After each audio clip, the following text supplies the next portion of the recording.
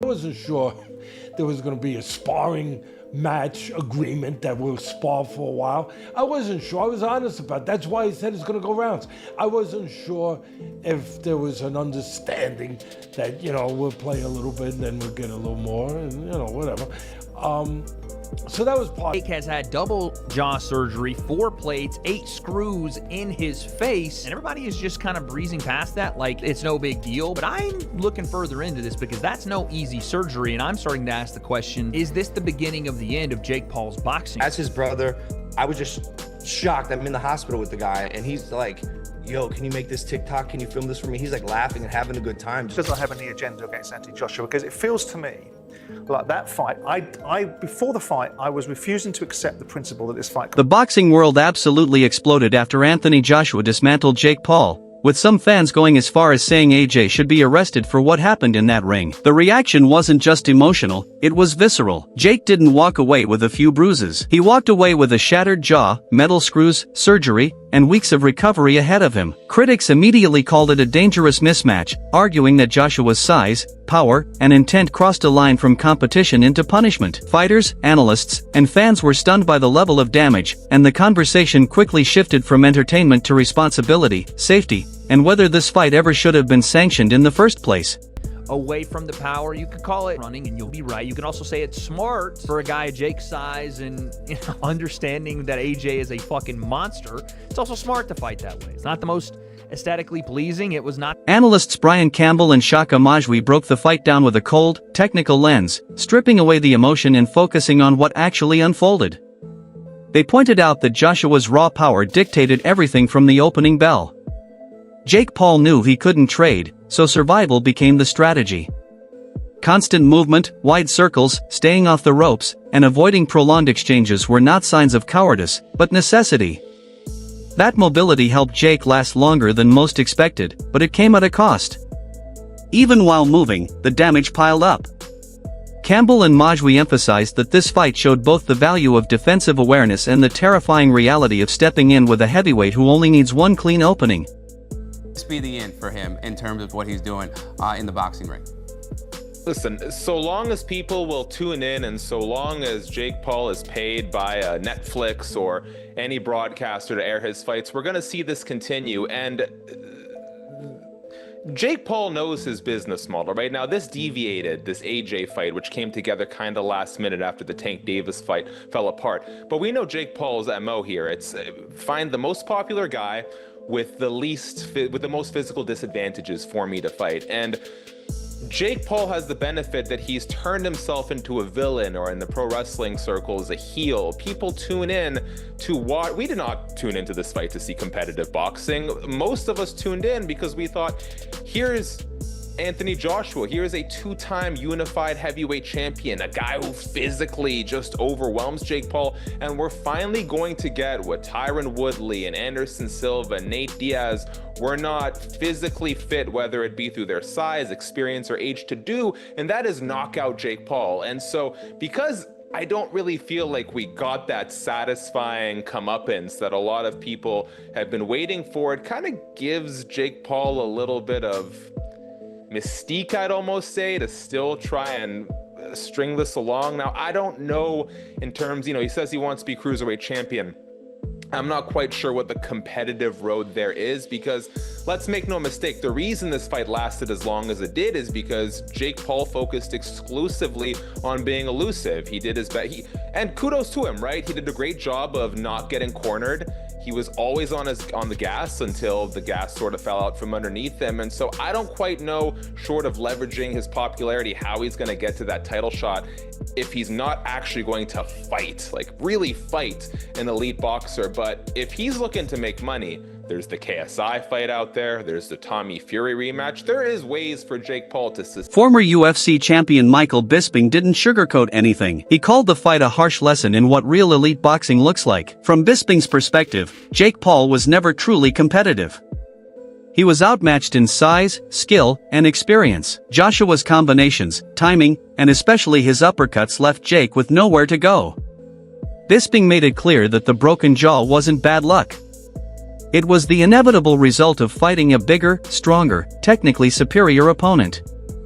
The confidence, trash talk, and promotion couldn't protect Jake once the bell rang. According to Bisping, the fight exposed the massive gap between world-class professionals and crossover celebrities pretending that gap doesn't exist. My humble opinion, because I'm a big Anthony Joshua fan. Of course, I've been a supporter for the longest time.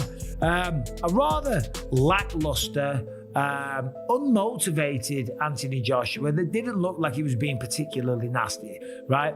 Yeah, a lot of the time he was out of range, and okay, it is hard to land a shot on someone that's backing up and moving away the whole time. And there was a lot of times where he had him in the corner and he could have thrown a shot. And sometimes he was telegraphing his shots. And anytime he did go in to throw a punch, as I said before, Jake Paul would shoot in and turn it into a wrestling match. And even when he wasn't shooting in, he was clinching a lot. This is boxing, it's not MMA, as we know. The referee should have done a much better job of getting in there and separating them much, much faster. As I say, it was the 6th round. I think it was the 4th round he got dropped twice. In the 5th round he got through it. In the 6th round, caught him with the jab, a glancing right hook. He goes down, and that was that. That was all she wrote, right? I did a live. There was about 9,000 people watching at one point. Nobody was particularly enjoying the matchup. Listen, okay? I respect both men. I respect anyone really that steps into the ring, okay? And certainly going up against Anthony Joshua, that was a tall task, okay? You know, metaphorically and figuratively, right? It was a tall task. It was a big job. It was a tough opponent. It was a mismatch, and it was, right? Jake Paul never worried Anthony Joshua once. He never rung his bell. He never caused any damage. He never had him worried. He never did anything. It wasn't a fight. It was a display of how long can Jake Paul last? Can he run away long enough? Financially, the fight was historic. Reports suggested that both Anthony Joshua and Jake Paul earned around $92 million each, making it one of the biggest boxing paydays ever streamed on Netflix. But behind the headlines, the reality was very different. Joshua, as a UK resident fighting in the United States, faced massive taxation from both governments. Analysts estimate that as much as $66 million could disappear to taxes alone. Jake Paul, however, faced no such international tax burden, allowing him to walk away with a much larger portion of his purse despite losing the fight. It was a brutal reminder that the money fans talk about is rarely the money fighters actually keep, shaped the financial reality of global boxing events. Has to pay, as you see here, a whopping $43 million. $43 million of his $92 million purse.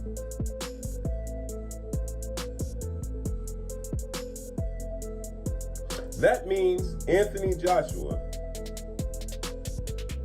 was left with $49 million.